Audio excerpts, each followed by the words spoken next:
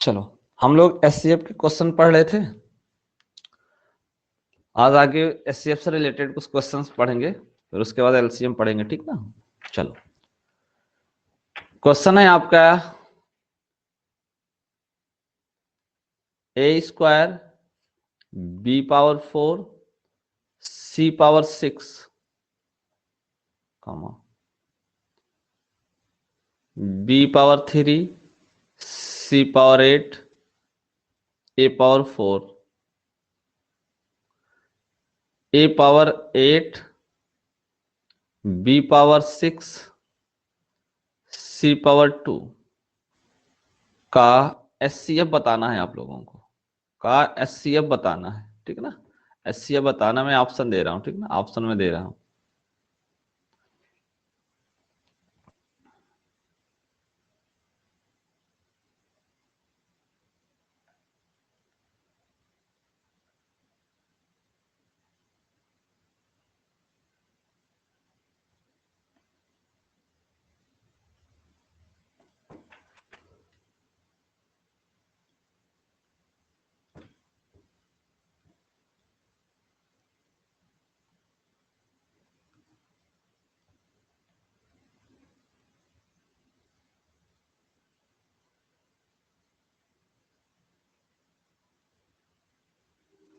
बताएं right answer क्या होगा।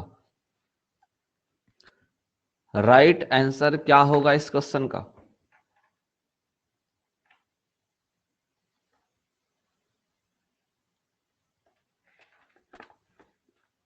सी सी सी।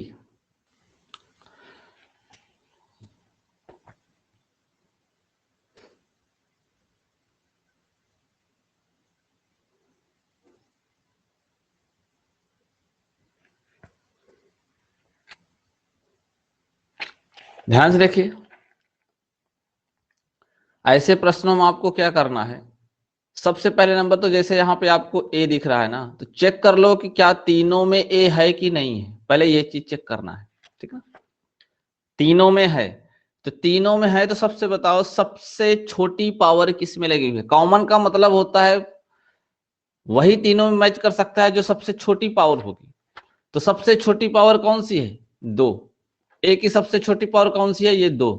ये सबसे छोटी पावर है, ए पावर 2। बाकी सब में बड़े, तो यहाँ पे ये नहीं लिया जाएगा, ना ही ये लिया जाएगा, ए पावर 2 ले लिया जाएगा। अब ऑप्शन पहला गलत, क्योंकि यहाँ पे ए पावर 4 है। ऐसे आप लोग एग्जाम में भी लगाया करें। अब देखिए यहाँ पे बी पावर 4, बी पावर 3 और बी पावर 6, यानी आपका बी पावर 4 और बी पावर 6 गलत हो जाएगा, बी पावर 3 लिया जाएगा, ठीक ना। अब बी पावर 3 इसमें नहीं है, ठीक ना, इन दोनों में है। अब आपका सी पावर 6, सी पावर 8, सी पावर 2, तो 6 और 8 कट जाएगा, मिनिमम पावर आपका लिया जाएगा, तो ये आपका लिया जाएगा सी पावर 2। और ऐसा ऑप्शन किसमें लिखा हुआ है, ऑप्शन नंबर 3 में, ये गलत है। क्लियर। क्या करना है आपको, सबसे पहले तो जितने भी संख्या दिए रहेंगे ना, जितनी भी वैल्यू दी रहेगी, सब में मैच कराना आप। जैसे ए है तो क्या ए तीनों में दिया है, दिया है। किसमें सबसे छोटी पावर लगी है वही लिखना है, सबसे छोटी पावर वाला लिखना है आपको। ए स्क्वायर सबसे छोटी है। फिर देखा आपने बी, बी भी तीनों में है, बी की जो सबसे छोटी पावर वो क्या है, वो 3 है। सी को हमने फिर देखा, सी की सबसे छोटी पावर क्या है, 2 है, ठीक है ना। इसका राइट आंसर होगा ए पावर 2, बी पावर 3, सी पावर 2। क्लियर है ना, ये सब इनटू में लिखा रहता है। समझ में आया, समझ में आ गया। कर लेंगे इस टाइप से क्वेश्चन।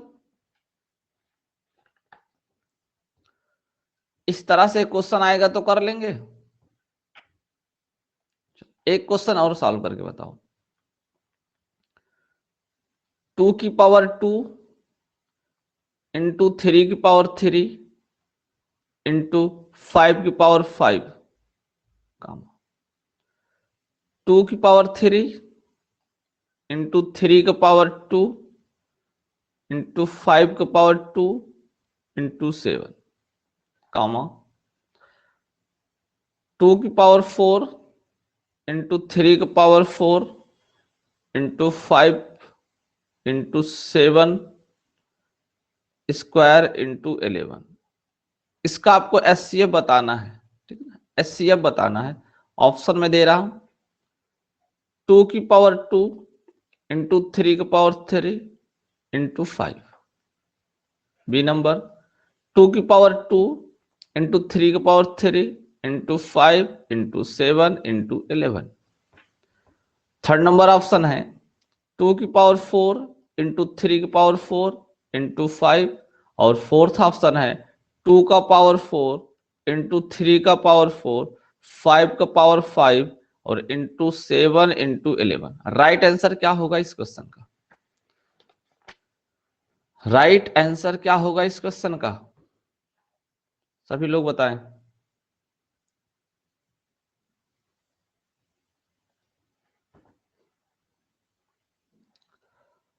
बताओ भाई क्या होगा सही उत्तर?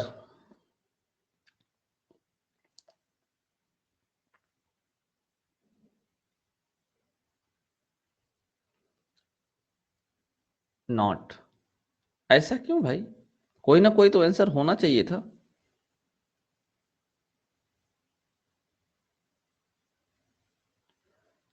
ऑप्शन में नहीं है।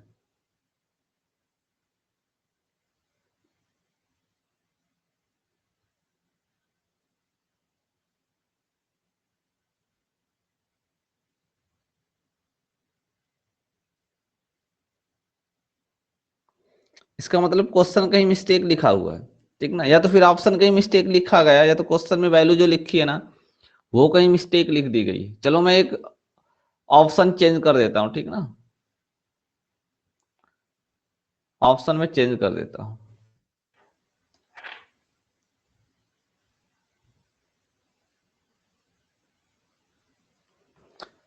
ये क्वेश्चन एच डी यादव में है, चेक कर लेना आप लोग। हो सकता है ये एच डी यादव को से दिया गया है, ठीक ना?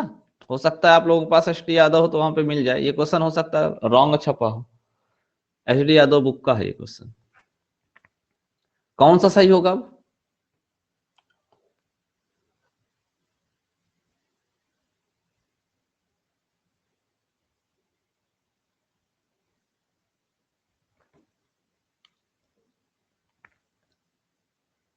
ए ए ए, बहुत बढ़िया।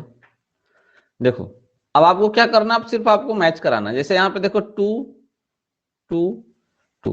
पहला नंबर तो वैसे देख लीजिए, पहले वाले में ये वाला जो है ना ऑप्शन, ये सबसे मिनिमम है। अब इसके अलावा जितने भी वैल्यू है ना आप कट कर दो, वो वाला आंसर कभी हो ही नहीं सकता, ठीक? ये मिनिमम वैल्यू है 2 3 5। इससे ज्यादा जो भी लिखा हुआ वो मैच करेगा ही नहीं, यानी ये दो ऑप्शन कट जाएगा। 2 की पावर सबसे छोटी, 2 की पावर सबसे छोटी कौन सी है? 2 ही है। 3 की सबसे छोटी पावर कौन सी है? 2 है। और 5 की सबसे छोटी पावर कौन सी है? 5 है। ये बाकी तो मैच कर ही नहीं रहा है ना, तो ऐसा ऑप्शन सिर्फ कहां मैच करेगा? पहले नंबर में। Option number A is the correct answer. Clear है? कर लेंगे भाई, कर लेंगे सब लोग।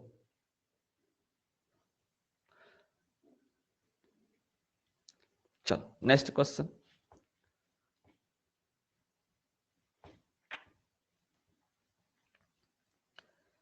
नेक्स्ट क्वेश्चन है आप लोगों का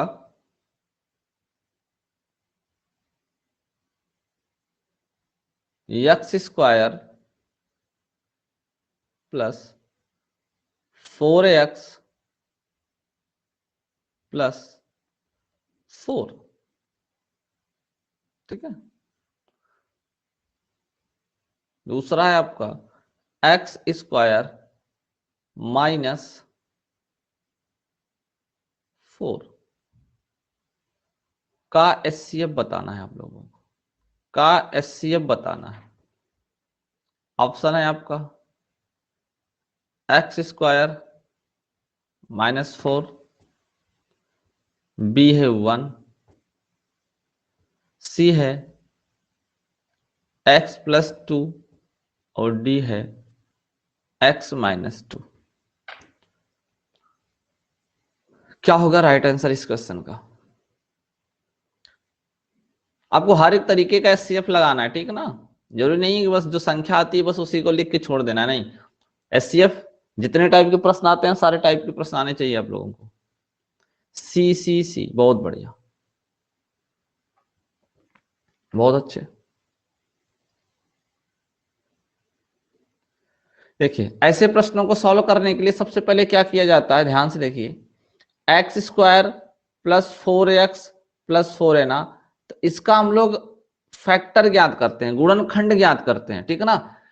अगर हम जिसको द्विघात समीकरण का फैक्टर नहीं याद होगा एक बार देख लेना, ठीक है ना, नहीं तो हम आपको पढ़ा देंगे, द्विघात समीकरण जब पढ़ाएंगे तो वहां पे पढ़ा देंगे। ये आपका लिखा हुआ है x प्लस 2 का होल स्क्वायर, अगर आप चेक करो तो x प्लस 2 का होल स्क्वायर, अर्थात आप ऐसे लिख सकते हैं x प्लस 2 और इंटू x प्लस 2, दो बार ऐसे लिख सकते हैं ना इसको।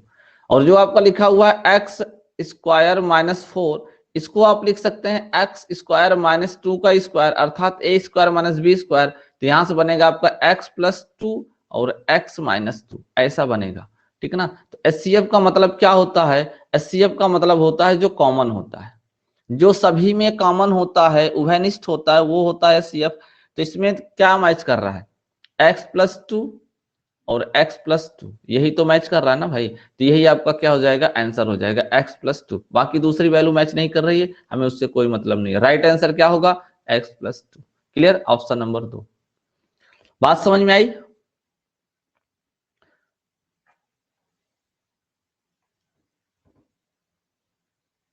चलो नेक्स्ट क्वेश्चन।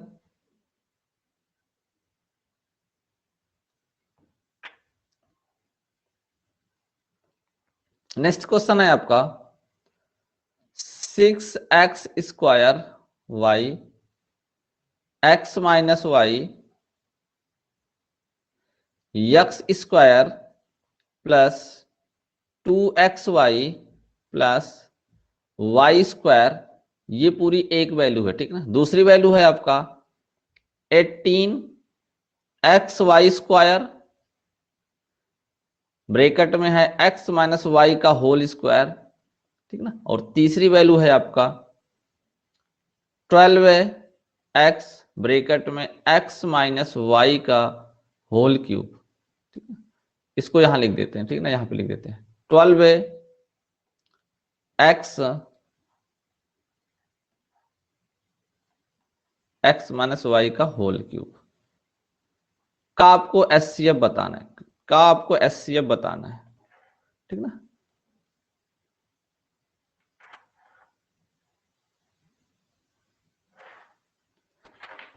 गुड मॉर्निंग, बहुत लेट से क्लास ज्वाइन कर रहे हो भाई, टाइम से क्लास ज्वाइन किया करो, राइट टाइम आ जाया करो, ठीक है ना, नहीं चीजें छूट जाएंगी फिर दिक्कत होगी।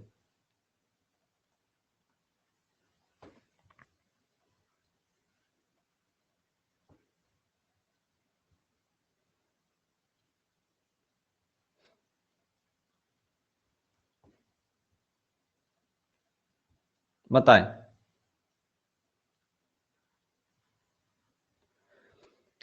बताएं इस क्वेश्चन का राइट आंसर क्या होगा। बहुत बढ़िया, बी बी बी। इसीलिए मैंने आप लोगों को कहा है कि 5 दिन मैं आप लोगों की क्लास लूंगा, एक दिन मैं आप लोगों को प्रैक्टिस क्वेश्चन करवाऊंगा, ठीक ना। उसमें क्या है ना कि आपको पेपर सॉल्व करने का जो है ना तरीका पता चलेगा कि पेपर हम लोग कैसे सॉल्व करेंगे, पेपर को कैसे मैनेज करेंगे। देखो हमें मेजर ध्यान सिंह बोल रहे हैं डी नंबर होगा, मेजर ध्यान सिंह बोल रहे हैं डी नंबर होगा। अभी मैं कुछ बोल दूंगा तो फिर कहोगे, देखो सबसे पहले नंबर तो नंबर मिलाओ, यहाँ पे 6 है, यहाँ पे 18 है, यहाँ पे 12 है। जरा बताओ 6 18 12 का एचसीएफ क्या होता है, 6 18 12 का एचसीएफ क्या होगा, 6 ही तो होगा ना। तब जिसमें 6 नहीं लिखा है वो गलत काट दो। ध्यान सिंह आपका आंसर पहले ही गलत हो गया, पहला नंबर तो 6 18 12 का एचसीएफ 6 होना चाहिए था, एक ऑप्शन में नहीं लिखा वो ऑप्शन गलत। दूसरी चीज आगे देखो, नेक्स्ट वैल्यू को ध्यान दो, नेक्स्ट वैल्यू आपका है एक्स स्क्वायर यहाँ पे, ठीक है। दूसरे में सिर्फ यक्स है, तीसरे में भी यक्स है, तो इसका मतलब जिसमें यक्स लिखा होगा वो सही होगा। तो इसमें देखो 6 के साथ में यक्स नहीं लिखा, ये गलत है। अब आपको मिला कौन सा, बी और सी। अब ध्यान से देखिए तीसरी वैल्यू, तीसरी वैल्यू को ध्यान से देखें, X minus Y, X minus Y, यहां पे देखो ये एक्स प्लस वाई का होल क्यूब है, सॉरी होल स्क्वायर है, ठीक ना, होल स्क्वायर, और यह आपका x माइनस वाई, तो मतलब आपका x माइनस वाई, लेकिन यहाँ x प्लस वाई है, x माइनस वाई है ही नहीं, तो इसका मतलब ये मैच ही नहीं करेगा, ये गलत है, ये राइट होगा। Option number C is the correct answer. Clear? किसी को कोई डाउट है क्या? आप लोग गलत भी करना सीखो कि ऑप्शन कौन सा गलत होता है। जरूरी नहीं है कि आप लोग बस हमेशा सही को ढूंढें। अगर आपके सामने 4 ऑप्शन है और आपने 3 ऑप्शन गलत कर दिए, तो सही वाला तो आपसे आप पता चल जाएगा ना। जरूरी नहीं है कि आप सही को पता करें, ठीक है ना भाई। अगर 10 व्यक्ति हैं, 10 व्यक्ति में एक चोर को पकड़ना है, तो जितने ईमानदार हैं उनको बाहर करो ना, चोर आपसे आप दिख जाएगा। आपको पकड़ने की जरूरत ही नहीं है कि कौन चोर है। 9 ईमानदारों को बाहर कर दो, एक चोर जो होगा वो पकड़ा जाएगा।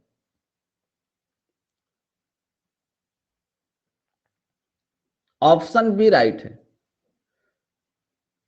अच्छा 1 मिनट भाई, 1 मिनट, सॉरी 1 मिनट, 1 मिनट, सही बोल रहे हो आप। एक वैल्यू हमने छोड़ दिया ना, यहाँ पे देखो एक मान, यहां से ये पूरा एक मान है, ये दूसरा मान है, और ये तीसरा मान लिखा हुआ है। वेरी गुड, माय मिस्टेक, ठीक है ना।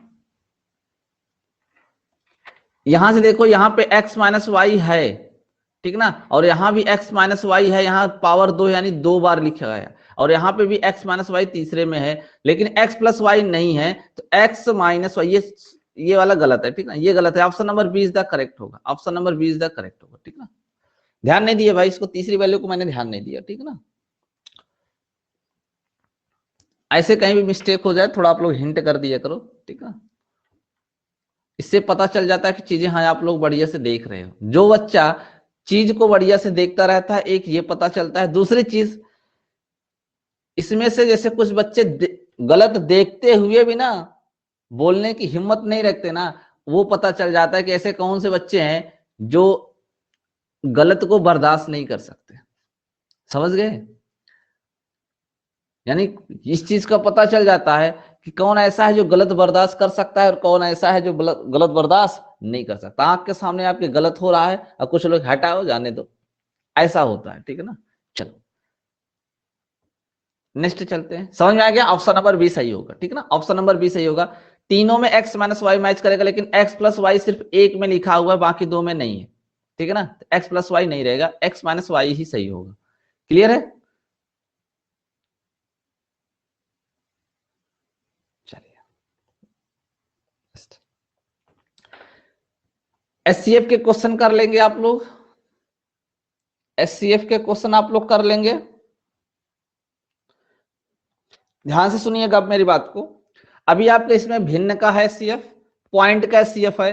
अब हम एलसीएम पढ़ाने के बाद आपको दशमलव और भिन्न वाला दोनों एक साथ बताएंगे, ठीक ना। क्यों? क्योंकि दोनों क्वेश्चन जो आपको पॉइंट वाला होता है ना, वो हम 2 नियम से आपको बताएंगे। तो दोनों नियम बताने के लिए हमें आपको एलसीएम पहले बताना पड़ेगा, इसलिए उस क्वेश्चनों को बाद में बताते हैं, ठीक ना। एलसीएम पहले बता देते हैं, फिर दशमलव का और फिर भिन्न का एलसीएम एचसीएफ दोनों एक साथ बताते हैं।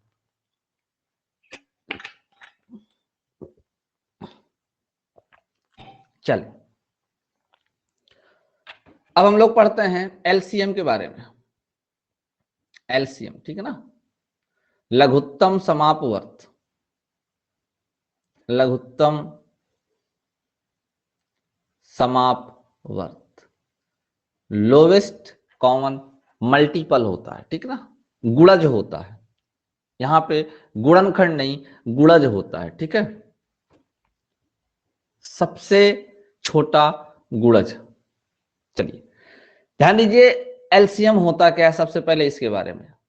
एलसीएम होता है क्या? अपवर्त से यहाँ पे जो समापवर्त लिखा है, इससे आप पकड़ सकते हैं सबसे छोटा गुणज, ठीक है ना। समापवर्त का मतलब होता है गुणज, यानी एलसीएम क्या होता है, 2 या 2 से अधिक संख्याएं होनी चाहिए। 2 या 2 से अधिक संख्याओं को जो एलसीएम होता है, वह सबसे छोटी संख्या होती है। वह सबसे छोटी संख्या होती है। जो प्रश्न में दी गई संख्याएं है ना, उन सभी संख्याओं से एलसीएम आपका पूरी तरीके से विभाजित हो जाना चाहिए। क्लियर है ना? जैसे हमने आपसे कहा, कि भाई 5, 10, 15 का एलसीएम क्या होगा। 5, 10, 15 का एलसीएम क्या होगा? तो आपको क्या करना है, एक ऐसी संख्या फाइंड करना है और सबसे छोटी संख्या फाइंड करना है जो 5 से भी डिवाइड हो जाए, 10 से भी डिवाइड हो जाए और 15 से भी डिवाइड हो जाए। तो ऐसी सबसे छोटी संख्या कौन सी होगी? 30। ऐसी सबसे छोटी संख्या कौन सी होगी? 30। अब ध्यान दीजिएगा, 30 से छोटी कोई ऐसी संख्या नहीं है जो इन तीनों से डिवाइड हो जाए। किसी एक से डिवाइड हो सकती है, 2 से डिवाइड हो सकती है, लेकिन 3 के तीनों से डिवाइड नहीं हो सकती। और एलसीएम का मतलब है कि जितनी संख्याएं दी गई हैं सबसे डिवाइड होनी चाहिए।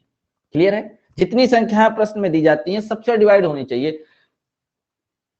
क्लियर है ना? तो 30 ऐसी सबसे छोटी संख्या है जो 5, 10, 15 से डिवाइड हो जाएगा। क्लियर? क्लियर है? तो डिफिनीशन इसकी लिख लीजिए आप लोग।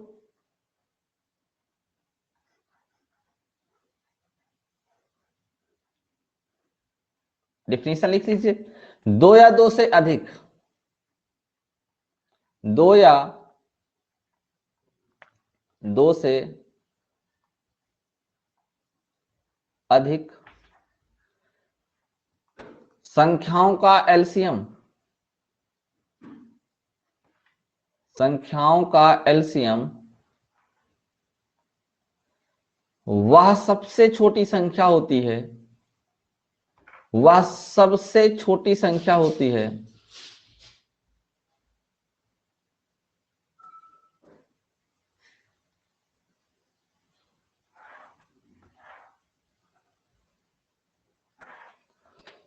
सबसे छोटी संख्या होती है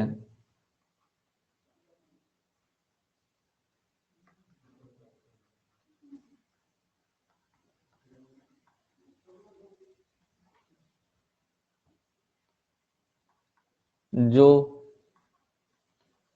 दी गई संख्याओं से, जो दी गई संख्याओं से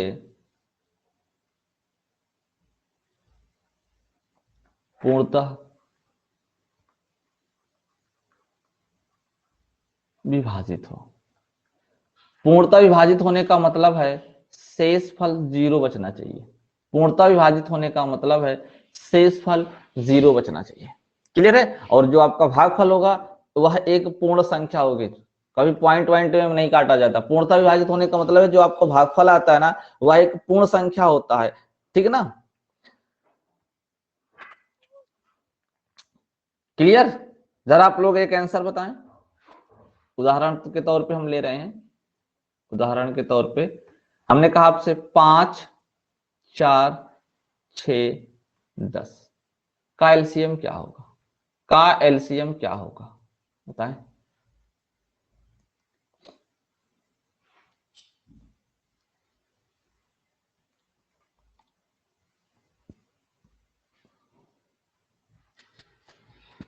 सिक्सटी, 60, 60, वेरी गुड।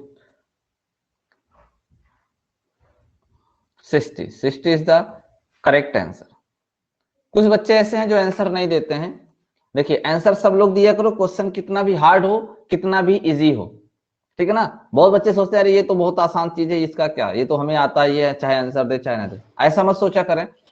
आप स्टूडेंट हो, ठीक है ना? आपकी जिम्मेदारी होती है कि आपके सामने क्वेश्चन दिया गया तो आप उसका आंसर दे। अब क्वेश्चन चाहे इजी हो चाहे हार्ड, अगर आप इजी क्वेश्चन का आंसर नहीं दे सकते हैं तो फिर हार्ड क्वेश्चन का आंसर देना फिर आपके लिए जरूरी है। तो आप तो हार्ड देना पड़ेगा ना भाई। और हार्ड वाले क्वेश्चन में कहते हैं सर बात ही नहीं। तो हर एक स्टूडेंट आंसर किया करो, चाहे वो क्वेश्चन इजी हो चाहे हार्ड हो। इससे फायदा आपका होगा। ठीक है ना? सबसे ज्यादा फायदा आपका ही होगा। चलिए, एलसीएम में होता है। अब ध्यान देना, एलसीएम निकालने की भी दो विधियां होती हैं। जैसे आपका एचसीएफ दो तरीके से निकाला जाता है ना, वैसे एलसीएम ज्ञात करने की भी दो विधि होती है। ठीक है? एलसीएम ज्ञात करने की विधि,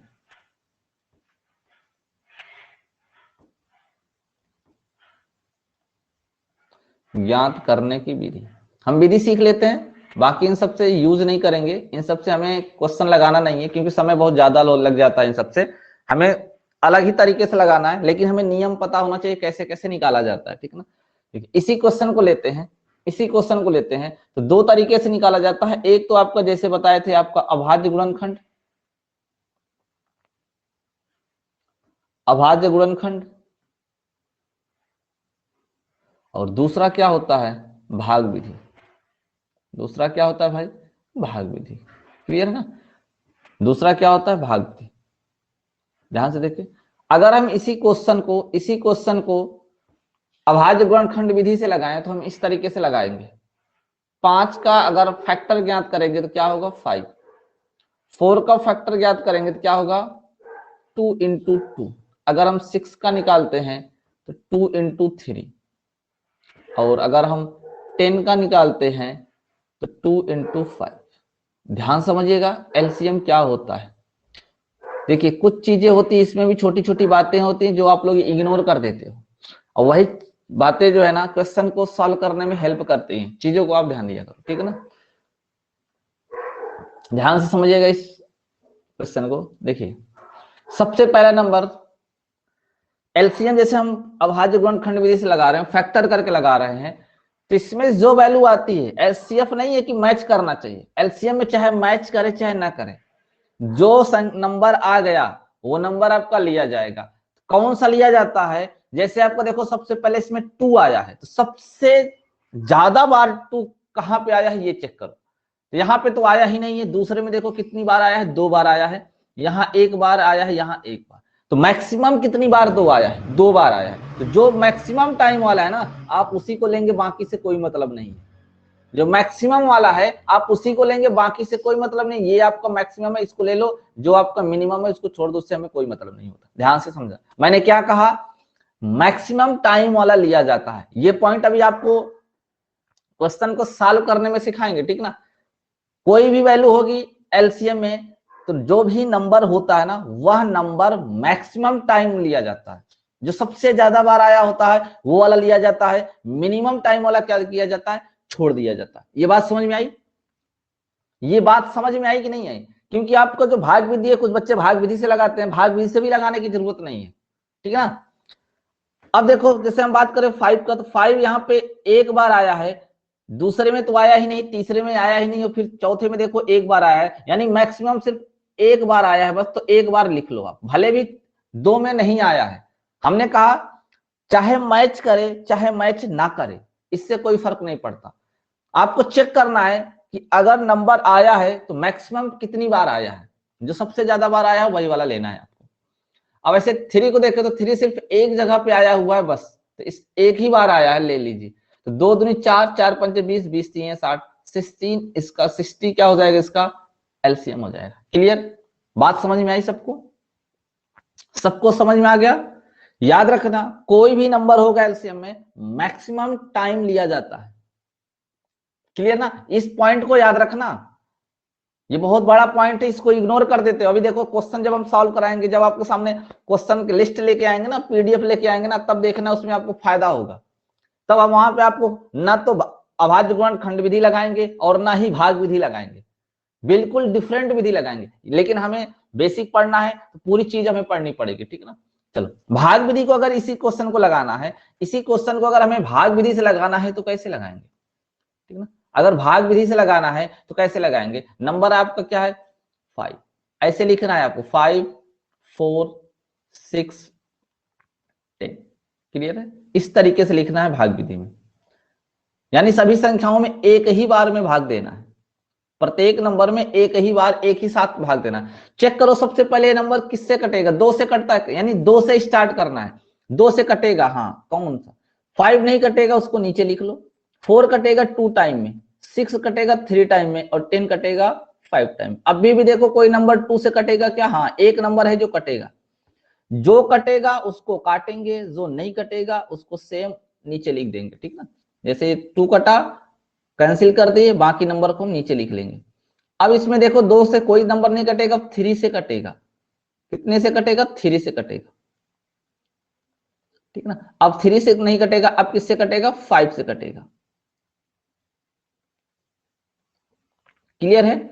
अब आपका देखिए नीचे 1 1 1 आ गया, यानी भाग आपका कंप्लीट हो गया। अब आपको करना क्या है, एलसीएम ज्ञात करने के लिए ये जो आपका लेफ्ट साइड में वैल्यू आई है ना, जिससे आप भाग दिए, जिससे आप भाग दिए, इन्हीं को आपको क्या करना है, गुणा कर लेना है, गुणा कर लेना है। 2 दूनी 4, 4 3 12, 12 पंचे 60, 60 योर करेक्ट आंसर। क्लियर, समझ में आया, समझ में आया सबको।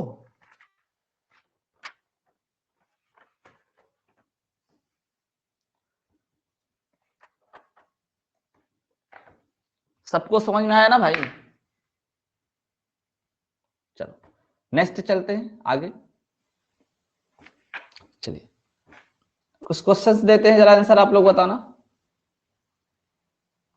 12, 15, 20, 30 का एलसीएम बताएं, का एलसीएम बताएं।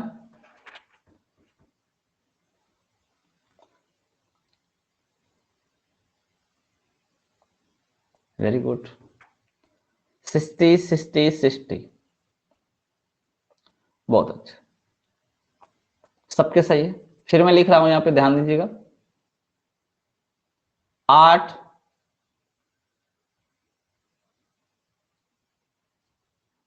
12, 24, 48, इसका एलसीएम क्या होगा? इसका एलसीएम क्या होगा?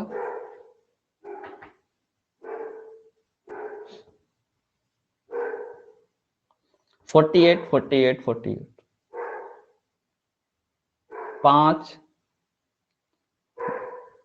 10 और 20, इसका एलसीएम क्या होगा? हमें पता है कि ये सब क्वेश्चन का आंसर आपको मालूम है, लेकिन कुछ सिखाना चाहते हैं, कुछ आपको बताना चाहते हैं, इसलिए ये सब चीजें हमें लिखना पड़ता है, ठीक है ना। 5, 10, 20 का एलसीएम क्या होगा भाई? 20 होगा। चलो वेरी गुड। अभी आपने ये बताया है, ध्यान से देखिए यहाँ पे, आपने कहा कि 12, 15, 20, 30 का जो एलसीएम होगा वो 60 होगा। 8, 12, 24, 48 का एलसीएम 48 होगा।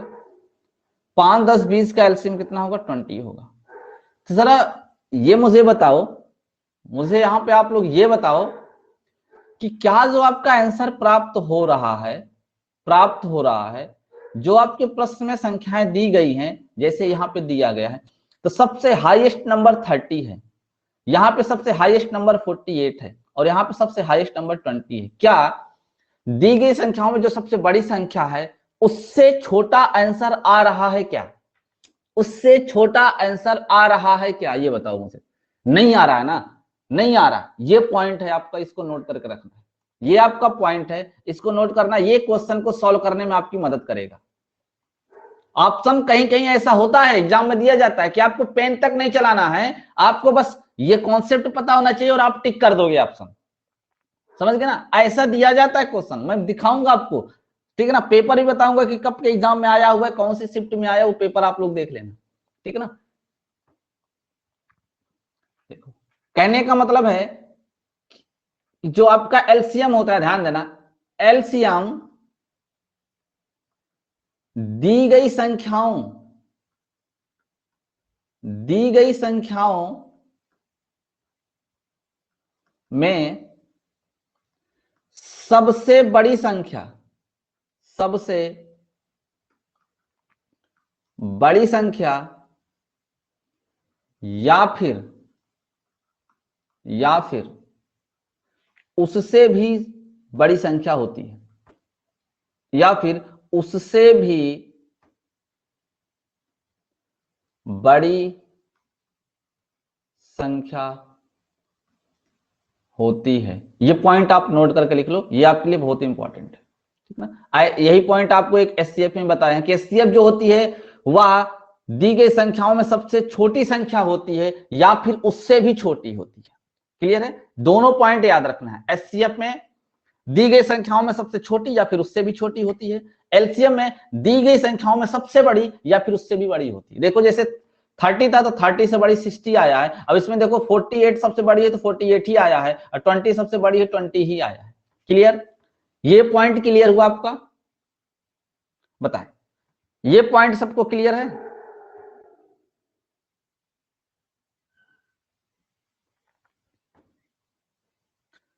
चीजें आपको एक एक बात याद रखना है, ठीक है। अगर आपको टाइम के अंदर पेपर सॉल्व कर रहे हैं ना, ये सारी जो छोटी छोटी बातें होती है ना, ये आपको याद रखना। जरूरी नहीं है कि आपको एलसीएम आना चाहिए, एचसीएफ आना चाहिए, नहीं, कुछ एडवांस आना चाहिए। अगर आप एडवांस करना चाहते हैं ना तो आपको एडवांस आना भी चाहिए। समझ गए? एलसीएम एचसीएफ तो सब निकाल लेते हैं भाई, लेकिन निकालने का तरीका अलग, अगर डिफरेंट टाइप से आप निकालते हो, कम समय में निकाल पाते हो, जल्दी आंसर देते हो ना, तो आप जल्दी सक्सेस हो जाओगे, ठीक है ना, मंजिल को जल्दी प्राप्त कर लोगे, ठीक है ना। जाना एक ही जगह पे है, फर्क पड़ता है कि आप किस रास्ते से जाते हैं और कौन सा तरीका अपनाते हैं जाने में, ठीक है। चलिए नेक्स्ट, ये बातें आप लोगों को पता चल गई, ठीक है।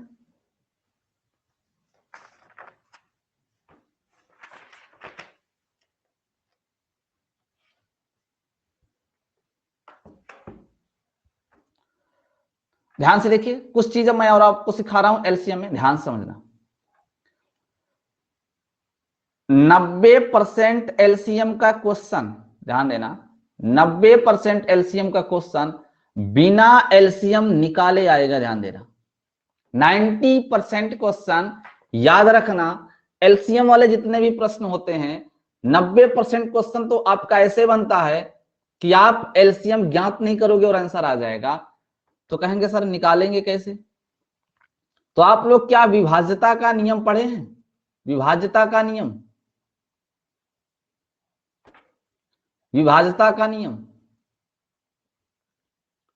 बस इसी को आपको याद रखना है, विभाज्यता का नियम। और एक क्या, इकाई अंक, इकाई अंक। और सबसे ज्यादा तो विभाज्यता का नियम आपका कंप्लीट होना चाहिए। अगर आपके पास विभाज्यता का नियम है, आपको विभाज्यता का नियम पता है, तो एलसीएम ऑटोमेटिक आ जाएगा। ध्यान से देखो, मैं क्वेश्चन दे रहा हूं, सिखाता हूं आपको। मैंने एक क्वेश्चन लिखा, मैंने कहा 24, 36, 40 का आपको एलसीएम बताना है। ध्यान से देना, आपको लगाना है तो बहरहाल वैसे लगा लीजिए, मैं आपको ऑप्शन देता हूं, ऑप्शन ही मैं सिखाता हूं। और ऐसा भी नहीं है कि मैं ऑप्शन खुद से बनाया हूं, ये सारे क्वेश्चन आपके बुक में लिखे हुए हैं, ये सारे क्वेश्चन आपके बुक में लिखे हैं, मैं कुछ भी अपने से एक्स्ट्रा नहीं बनाता हूं, ठीक है ना। क्वेश्चन के मामले में एक्स्ट्रा तो अपनी मर्जी से नहीं बनाता हूं कि चलो एक ही ऑप्शन डाल देता हूं और आपको सिखा देता हूं, और कभी आपको डबल ट्रिपल ऑप्शन आ जाए तो फिर आप फंस जाओ, नहीं, बिल्कुल भी नहीं, ठीक है ना। डबल ट्रिपल आएगा तो उसका भी सॉल्यूशन है, ठीक है ना। चलो ध्यान से देखो, अब पहले आप लोग ध्यान से देखो इस चीज को। हमें पता है कि 24, 36, 40 का आप लोग एलसीएम निकाल लोगे, सब लोग निकाल लोगे, 100% है निकाल लोगे। टाइम लगेगा थोड़ा सा, 10, 20, 30 सेकंड ज्यादा लोगे, लेकिन निकाल लोगे। अब मेरी बातों को गौर करना, यहां पे 24 है, 36 है, 40 है। देखो मेरे भाई, सब लोग ध्यान से सुनना। 3 का और 9 का विभाज्यता का नियम कंप्लीटली याद रखना सब लोग। सबसे पहले अगर हम एलसीएम में लगाएंगे तो 3 और 9 का लगाएंगे, इसके बाद जो बिल्कुल डिफरेंट होंगे ना, जो बिल्कुल डिफरेंट होंगे ना नियम, जैसे 7 का हो गया, 11 का हो गया, तो ये सब लगाएंगे, 8 का हो गया। तो ध्यान दीजिए, हम पहले इसी को ढूंढेंगे कि क्या कहीं 3 और 9 आ रहा है क्या। तो क्वेश्चन में ध्यान दो, 36 होता है तो 36 को क्या हम 9 गुणते 4 लिख सकते हैं क्या, जरा बताओ। क्या 36 का फैक्टर 9 इंटू 4 होता है क्या? होता है ना। इसका मतलब क्या है, एलसीएम, एलसीएम में भी 9 होगा। अगर 36 में का फैक्टर करने पे 9 आ रहा है, तो जो एलसीएम आएगा ना, उसमें भी 100% क्या होगा, 9 होगा। अर्थात संख्या पूरी तरह 9 से विभाजित होगी। और 9 के विभाज्यता का नियम होता है, अंकों का योगफल 9 से कटना चाहिए। यहां पे अंकों का योगफल कितना आया, 3, गलत है। यहां पे कितना आया, 6, गलत है। यहां पे कितना आया, 9, हो सकता है। यहां पे कितना आया, 12, गलत है। राइट आंसर हो गया। क्लियर। एलसीएम निकालने की जरूरत पड़ी क्या, बताओ। एलसीएम निकालने की जरूरत पड़ी क्या इस क्वेश्चन में? नहीं ना। विभाज्यता का नियम आपको अप्लाई करना है ज्यादा से ज्यादा। ध्यान देना, एलसीएम वाले प्रश्न में अभी बहुत से तरीके के प्रश्न आएंगे एलसीएम में, यही चीज अपनाएंगे, विभाज्यता का नियम ही लगाएंगे और इकाई अंक लगाएंगे। ये दोनों पॉइंट याद रखना, इन दोनों पॉइंट से आपका एलसीएम क्लियर होगा, ठीक ना। एलसीएम एचसीएफ आता ही जरूर नहीं होता है कि आप किस तरीके से जल्दी क्वेश्चन सॉल्व कर लेते, ये सीखना है आपको, ठीक है ना। ये नियम समझ में आया कि नहीं आया, सभी बच्चे बताएं, ये चीज समझ में आई कि नहीं समझ में आई। मैं और भी क्वेश्चन देता हूं आपको।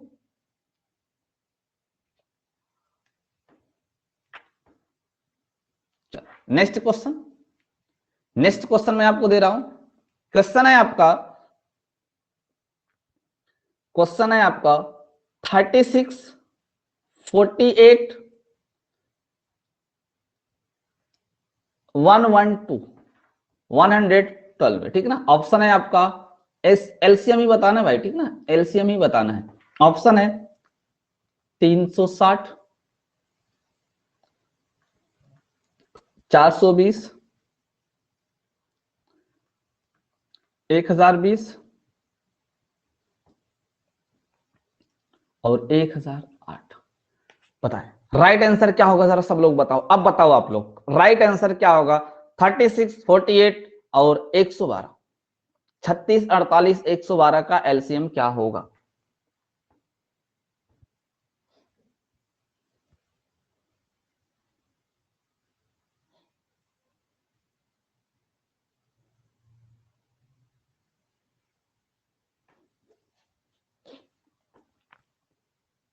क्या होगा भाई इसका राइट आंसर।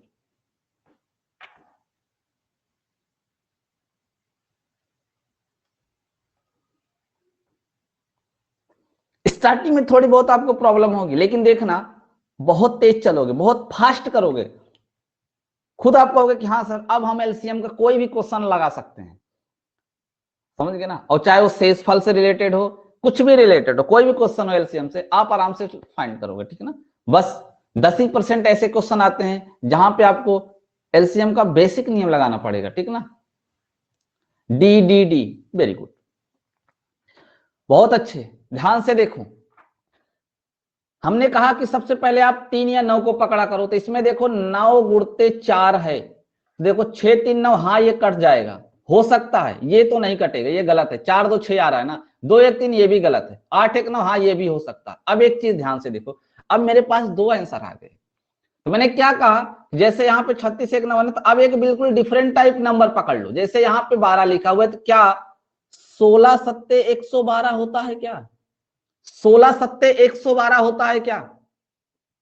सीख जाओगे, बिल्कुल घबराने की जरूरत नहीं कि सर आप तो पढ़े हैं पहले से, आप जल्दी से पकड़ लेते हैं। आप मेरे सामने नया क्वेश्चन दीजिए, मैं फाइंड करके बताऊंगा आपको तुरंत, 10-15 सेकंड से ज्यादा नहीं लगेगा। आप क्वेश्चन देख देखो, प्रैक्टिस जब कर लोगे ना, आपके सामने आपकी आंख से आपको आंसर दिखेगा कि हाँ ये वाला नियम हमको फट से लगाना है। समझ गए ना, बस प्रैक्टिस जरूरी होता है। 7 उठाओ, अब इन दोनों को 7 से चेक करो, तो ध्यान दो ये 7 से नहीं कटेगा। जब ये नहीं कटेगा इसका मतलब 100% आंसर कौन सा होगा, डी नंबर। क्लियर।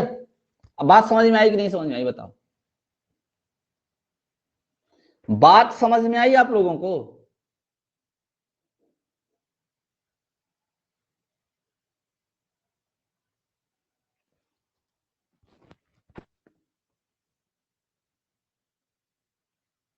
बताएं भाई, समझ में आया कि नहीं समझ में आया आप लोगों को।